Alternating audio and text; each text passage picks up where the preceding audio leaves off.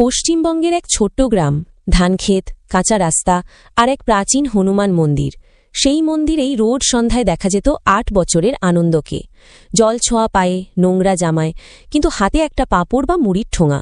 এই নে দাদা, আজকেও খেলি না। লোকেরা হাসত, বোকা ছেলে পাথরের মূর্তিকে খাওয়াচ্ছে। কিন্তু আনন্দ খুব বিশ্বাস করত, হনুমান দাদা আমার বন্ধু, আমার সব কথা শোনে।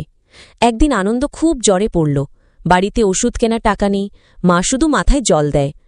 শেষ রাতে কাঁপতে কাঁপতে আনন্দ বলল, মা, দাদাকে ডাকো না, আমি বলেছিলাম আমি কষ্টে পড়লে ও আসবে। মা কাঁদছিল, কিন্তু কিছুই বলছিল না। পরের দিন ভোরে আনন্দ নিঃশব্দে চলে গেছে।